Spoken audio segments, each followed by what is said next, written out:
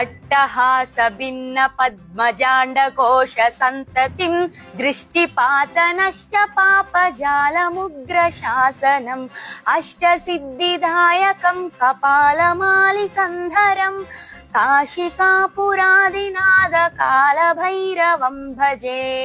శివుడు ప్రళయకాల సమయంలో సంహారం ఎలా చేస్తాడంట, తనలో నుంచి కాలభైరవ స్వామిని పుట్టిస్తాడంట.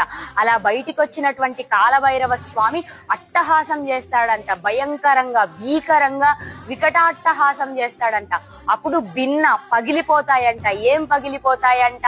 పద్మజుడు అంటే బ్రహ్మ, పద్మజాండకోశ సంతతి అంటే ఈ బ్రహ్మాండ భాండాలన్నీ కూడా నీటి బుడగలు పగిలినట్టు స్వామివారు చేసేటువంటి వికటాట్టహాసంకి ఈ బ్రహ్మాండ భాండాలన్నీ కూడా పగిలిపోతాయంట.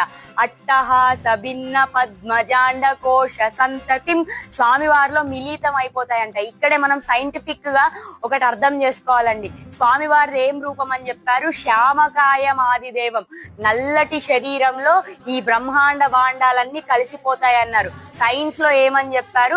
బ్లాక్ హోల్స్ లో ఈ సృష్టి అంతా మిళితం అయిపోతుంది అని చెప్పారు.